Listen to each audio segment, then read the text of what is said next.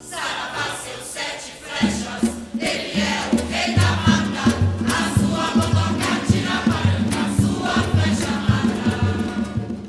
Ave Maria, cheia de graça, o Senhor é convosco.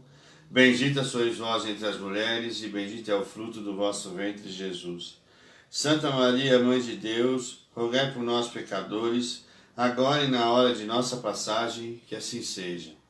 Pai nosso que estais nos céus, santificado seja o vosso nome, venha a nós o vosso reino, e seja feita a vossa vontade, assim na terra como nos céus. O pão nosso de cada dia nos dai hoje, perdoai as nossas ofensas, assim como nós perdoamos a quem nos tem ofendido. E não nos deixeis cair em tentações, mas livrai-nos, Senhor, de todo mal, que assim seja. Oração de São Francisco de Assis. Senhor, fazei de mim um instrumento de vossa paz. Onde houver ódio, que eu leve o amor. Onde houver ofensa, que eu leve o perdão. Onde houver discórdia, que eu leve a união. Onde houver dúvidas, que eu leve a fé. Onde houver erro, que eu leve a verdade. Onde houver desespero, que eu leve a esperança. Onde houver tristeza, que eu leve a alegria. Onde houver trevas, que eu leve a luz. Ó Mestre, fazer com que eu procure mais consolar que ser consolado, compreender que ser compreendido, amar que ser amado. Pois é dando que se recebe, é perdoando que se é perdoado, e é morrendo que se vive para a vida eterna. Assim seja, meu Pai. Ave Maria, cheia de graça, o Senhor é convosco. Bendita sois vós entre as mulheres, e bendito é o fruto do vosso ventre, Jesus. Santa Maria, Mãe de Deus, rogai por nós, pecadores, agora e na hora de nossa passagem, que assim seja. Pai nosso que estais nos céus, santificado seja o vosso nome. Venha a nós o vosso reino. Seja feita a vossa vontade, assim na terra como no céu. O pão nosso de cada dia nos dai hoje. Perdoai as nossas ofensas, assim como nós perdoamos a quem nos tem ofendido. E não os deixeis cair em tentações, Mas livrai-nos de todo mal, que assim seja. Eita, boa noite a todos, vice. Eita, que eu tô amarrado hoje, é? Ixi, que tá amarrado. E salve Nossa Senhora do Bonfim, salve Zé Pilinta.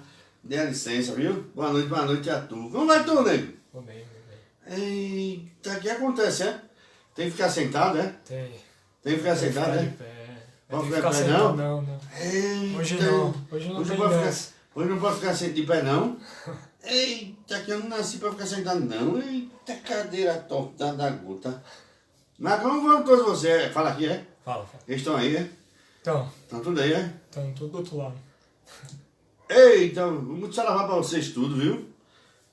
Que Nosso Senhor do Bonfim ilumine e acompanhe vocês nesse momento, né? Nesse momento difícil e fácil, né? Eu acho que aqui, né, se complicou fácil. Não que a coisa seja tão ruim e não tão boa, né? Mas a coisa foi complicada demais. Oxente. Vocês complicaram demais o simples, né? É só como é que se combate o vírus. Limpando tudo, ficando tudo quietinho, né? É só limpar e não deixar o vírus propagar. Mas vocês ficam aí zanzando para cima e para baixo, não aprenderam ainda nadinha de nada, né? E aí a coisa vai ficando cada dia pior. A lição que tinha que ser ensinada ainda não foi aprendida, né? E aí começa a discutir o que não tem que ser discutido, tem que brigar o que não tem que ser brigado, e morrendo quem não tinha que morrer, né? Eu acho. Mas na verdade, meus amigos, a coisa está... Vocês estão dando trabalho para nós lá, viu? Porque não para de subir gente. Para não, viu? Nós já chegou ali a quantidade grande de pessoas, viu? Eu não sei qual é os números aqui de vocês, mas lá tá lotado, viu? Quantos números tem aqui de vocês? Acho que hoje 12 mil. 12 mil, no é? país. No país? É. Oxe, é pouco demais. Infelizmente, o número tá diferente, né? No mundo a gente não tem, pelo menos eu não tenho né? Nós já chegamos a quase 40, para mais, de desencarne do Brasil. E o que está sendo aprendido dessa lição toda é... E o que está acontecendo? Primeiro, eu vejo que a paciência baiana não contaminou todo mundo, né? Porque eu acredito que na Bahia a coisa está mais suave. Ninguém quer sair, já falou para ficar em casa, aí que ficou mesmo, né? Mas aqui a coisa tá ruim. As pessoas não entenderam que não é por si que se briga, é pelo todo. Quando se tem amor a alguém, não se tem amor só individual, se tem amor a todos. Afinal de contas, nós somos feitos à imagem e semelhança do Pai. Então temos que pensar no coletivo. Tem que se pensar como é que se vai fazer para que todos possam superar essa fase, não um indivíduo. E acontece que aconteceu o contrário. As pessoas abandonaram o coletivo e estão buscando muito o individual. A preocupação do que não tem que se preocupar. A grande lição não foi aceita ainda. A grande lição ainda está demorando para ser aprendida. Quando se veio ao vírus em outros lugares, a lição está muito mais compreendida que aqui no Brasil. Que primeiro se vem a vida e depois se vem qualquer outra coisa que não seja a vida. Os bens materiais, os trabalhos, a questão financeira, ela é necessário, mas para que isso aconteça é preciso ter vida. Sem a vida isso não existe. Então não adianta preservar a matéria sem a vida. E se não se valorizar a vida, a matéria acaba. Sabia disso, é? Então o que está acontecendo? A grande preocupação é com a matéria, é com o trabalho, é com a indústria e se esquece de se preocupar com a vida. Não que elas não tenham o seu valor, não que elas não tenham a sua determinação no processo evolutivo, porque cada indivíduo precisa ter um ganha-pão, um desenvolvimento, um estudo, essas consequências. Mas para que isso aconteça é preciso ter vida. E ao mesmo tempo, enquanto vocês caminhavam para longe da vida, veio o vírus. Num primeiro instante, a vida se valorizou. É preciso se resgatar o valor à vida, ao amor ao próximo, o amor coletivo, o amor de união, de irmandade. Não se pode perder a referência do que o vírus veio ensinar, que é recuperar a humanidade.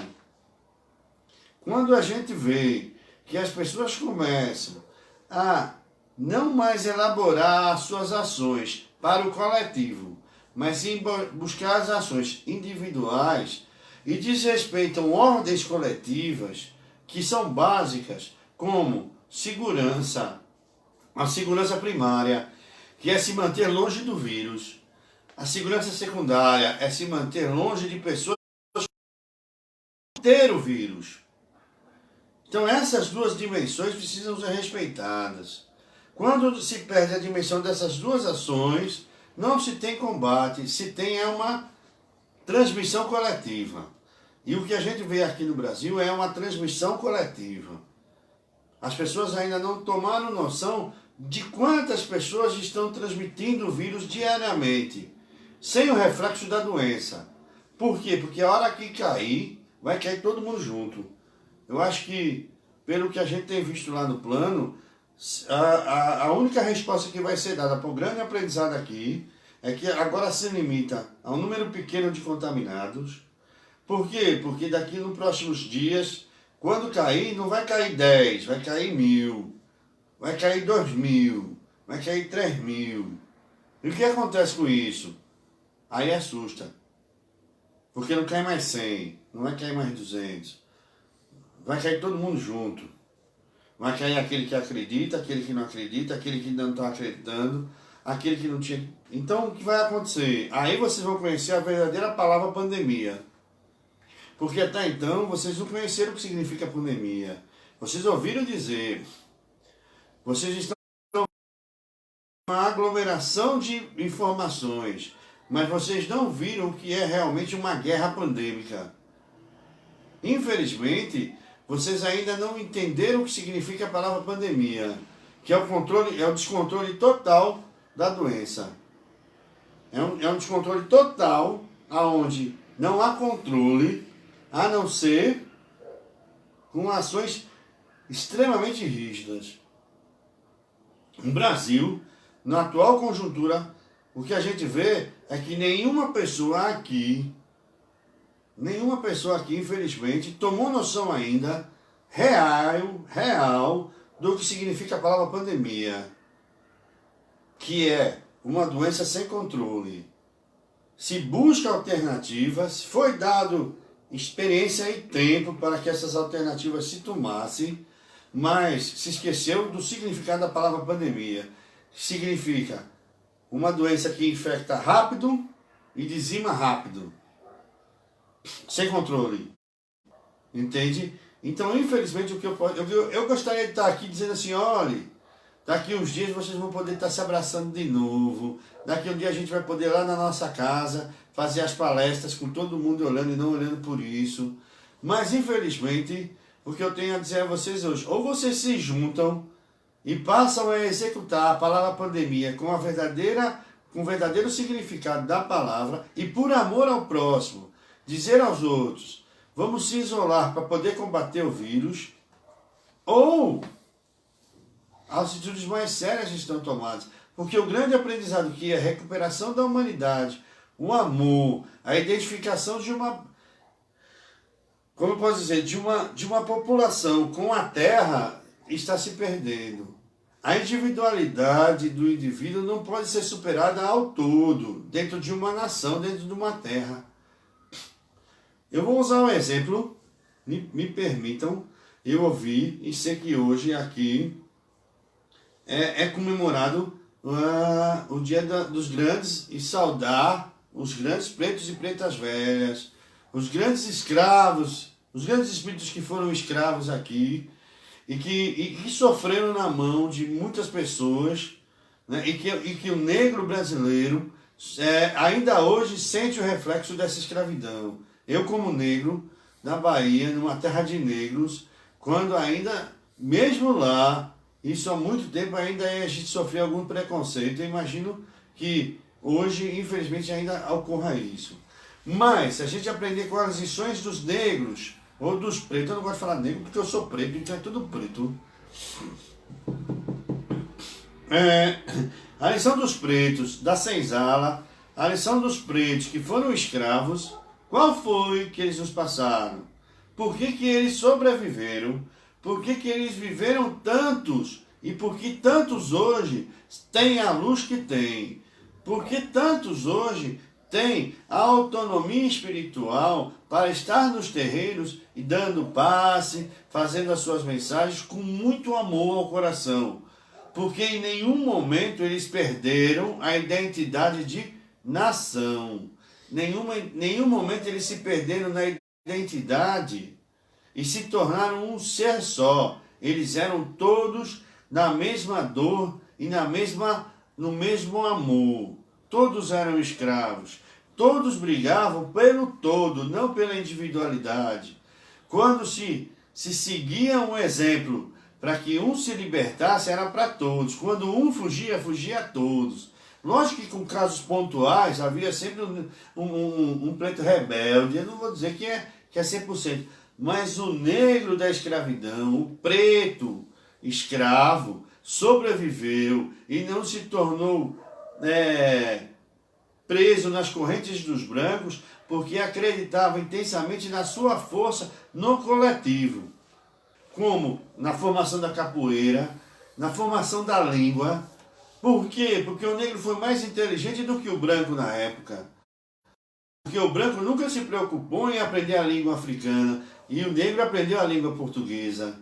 E quando aprendeu a língua portuguesa, ele tinha a força do conhecimento que o branco não tinha no negro, porque não sabia o que eles estavam falando. Então o negro podia conversar e articular qualquer coisa que poucos brancos sabiam o que eles estavam falando. Eles mantiveram a língua. Eles organizaram uma língua diferente da portuguesa.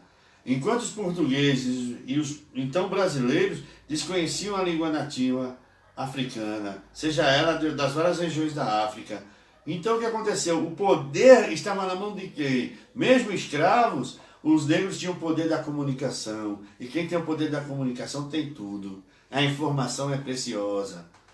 Então, enquanto se discutia em Nagô, em Querê, em outras línguas africanas, o branco escravocrata não entendia. Mas o negro entendia tudo que o branco falava, da maneira dele. Então, isso é o reflexo de união. Vamos aprender com os pretos, que a união faz a força. Isso já devem ter ouvido milhares de vezes. O que acontece hoje é o contrário. A desunião quebra uma nação, quebra uma terra, sem amor coletivo, que era o que os negros tinham por eles. Eles queriam liberdade não de um, mas de todos. Eles honravam, e como até hoje, a grande força era a união de todos, que era Exu. Tá precisando baixar um Exu aqui, não é? E organizar tudo isso. Não adianta vir Ogum, não adianta vir Xangô, não adianta vir Oxóssi. Cada um tem a sua força, e que força. Mas está precisando baixar um Exu. Que o Exu que foi que organizou tudo. E vamos rezar para que o Pai mande aquele Exu, um tranca-rua arretado. Mande Zé Pirim tá virando. Mande Exu Caveira ali com a sua foice, dando do foiçar em todo mundo. Mande Tiriri com a sua modéstia vindo ali. Entende? Mande vir Lúcifer com aquela vozona. Mande vir vem os capa preta, vem aquelas caponas, e tudo vão abençoar a nação e vão fechar para Cristo. Se os Exu vier tomar conta, resolve. E Zé Pirim tá na frente, hein? Vamos lá. O Agnaldo comentou que no Brasil tem 182 mil casos confirmados. Da doença. Isso, já tá beirando os 13 mil mortos já. 13 mil. É. Que é pouco, viu? Esse número é de vocês. É. O número astral é maior, viu? E a Simone comentou que com esse vírus aumentou o desencarne por AVC e perguntou se as pessoas que desencarnam por conta desse vírus doação de órgãos, ou se é igual a hepatite C, que não se pode doar. Ô nega, vamos por partes, né? Quando tu fala em AVC, acidente vascular, na realidade não é que aumentou, se mantém, é que a doença ataca principalmente a parte respiratória. É o pulmão, que é o grande fluxo de oxigênio. E algumas vezes pode faltar oxigênio no cérebro e ele trava, ou ele explode. Então é isso, são doenças secundárias relacionadas à primária. A primária é a falta de oxigênio. Esse vírus ele destrói a primeira camada no pulmão, a primeira parte pulmonar, que é onde retém o ar para que possa fazer o movimento peristáltico. Não acontecendo isso, o ar vaza. Faltando ar nesse pulmão, falta ar no cérebro. E aí você tem um AVC. É secundário. Qual foi o outro tema que ela disse? Foi a respeito da doação de órgãos. Se a pessoa... Nega, numa pandemia não se pode fazer isso. Não é recomendado. Por quê? Porque você trabalharia com muitos órgãos perdidos.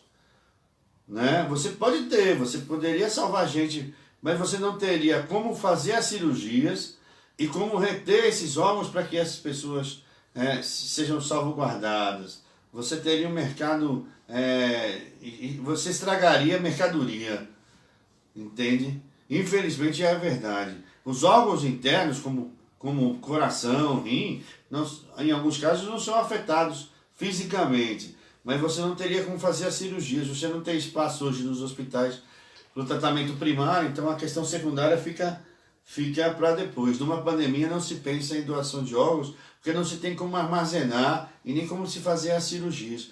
Porque para que você faça uma cirurgia de órgão, você precisa de uma equipe muito grande entre a retirada do órgão de um corpo até a chegada no outro corpo. E isso retém isso necessita, um caminho muito longo, que numa pandemia seria perda de tempo. Não que as pessoas que precisam de órgãos são desvalorizadas, mas infelizmente não tem como. A gente não recomenda esse tipo de atitude numa pandemia. O Marcelo comentou que, segundo alguns médicos, o número de contaminados é 10 a 15 vezes mais. Ele perguntou se confere com os números lá de Como cima. chama? Marcelo.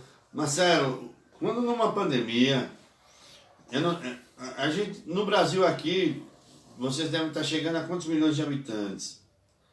Na volta de 3 a 4 milhões de habitantes, é isso? Não. Não, 200. 230. Vamos dizer que você tenha 200 milhões de habitantes aqui no Brasil.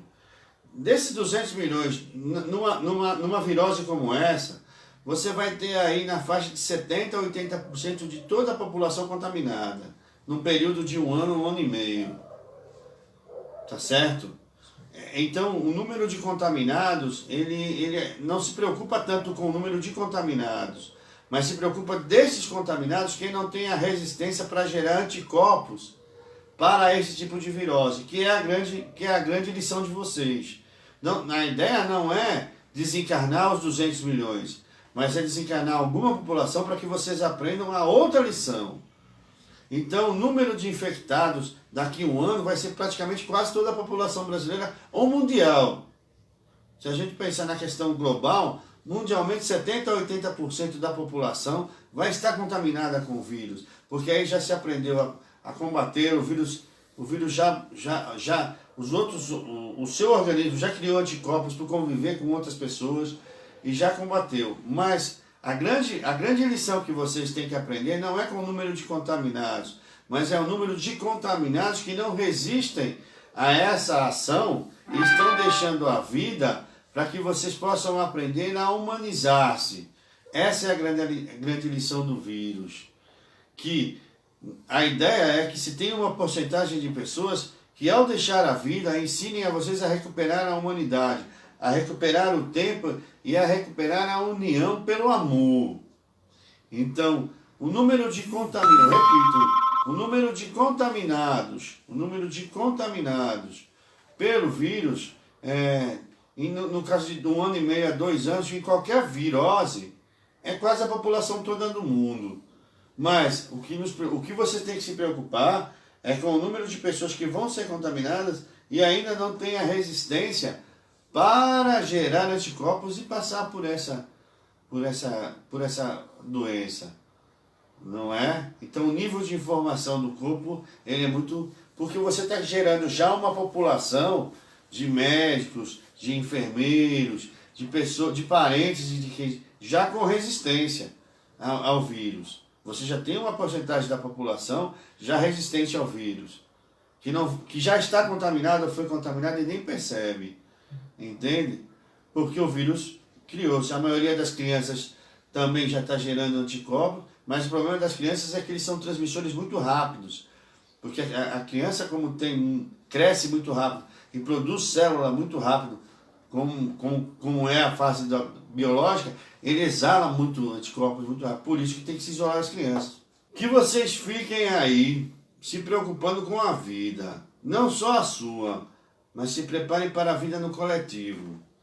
Porque vocês precisam ensinar às outras pessoas o que é a coletividade, o que é amar ao próximo. Aí que vem a grande essência do que foi ensinado nas palavras do Messias, né? Amar ao próximo como amar a ti mesmo. Essas palavras, elas não podem ser simplesmente jogadas ao ar. Elas têm que ser sentidas. Elas têm que ser vividas. Não adianta dizer, eu vivo assim, eu vivo assado, eu amo ao próximo como eu amo a mim mesmo. Mas isso não é real. Isso não está sendo verdadeiro. Está sendo ao contrário. Então, essa preocupação que vocês têm que deixar de ter e existir na verdade das palavras. Ame ao próximo como a ti mesmo. A proteção que você quer para a sua casa, você tem que desejar a casa de todos. Aquilo que você não quer a sua vida, você não deseja a vida dos outros. Então, nesse momento, o que vai acontecer? Se não se recuperar esta humanidade, essa questão da religiosidade, essa questão da união e a força do amor a Deus e à vida, as consequências disso serão graves, porque a lição é essa. Já vem se dito isso. E lembre-se de uma coisa. No primeiro instante, vocês tinham a favor de vocês a ignorância. Quanto menos ignorantes vocês ficam, mais responsabilidade vocês adquirem. A Simone perguntou se nesse período aumentou o número de suicídios. Não. Não, o número de suicídio não aumentou não, porque não está dando tempo, né? É verdade. O número de depressão, as pessoas depressivas podem ter até aumentado, mas o número não se tem, as pessoas não conseguem se matar. Não tem coragem, é muita morte. Está tendo caso, não é que zerou, mas não aumentou não. A Inês comentou que os governantes precisam aprender a lição. Não é o governante que precisa aprender a lição, é tu, é cada um, porque é isso que acontece, nego. Se tu chega a responsabilidade pro outro, tu não faz a tua parte. Se cada um juntar, veja, eu vou repetir os exemplos dos negros, dos pretos escravos, eles tinham a consciência coletiva. E é isso que vocês precisam adquirir. Não se joga a responsabilidade para um, se joga a responsabilidade para todos. Um coordena o que os outros querem. É diferente. Então a gente tem que pensar no todo. Todos temos que aprender, todos vocês têm que aprender a mesma lição. Não tira a responsabilidade de quem é responsável por gerir toda essa população.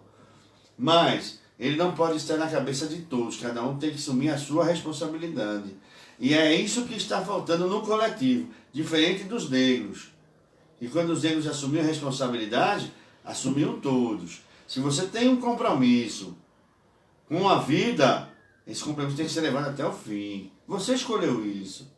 Que Nosso Senhor do Bom Fim possa alumiar a todos vocês, possa deixar vocês refletindo durante essa semana, que o grande Pai possa alavancar a vida de vocês e que vocês façam a vossa parte. Lembrando sempre, quanto menos ignorância, mais responsabilidade. Que o Pai Oxalá ilumine a todos vocês e até a próxima.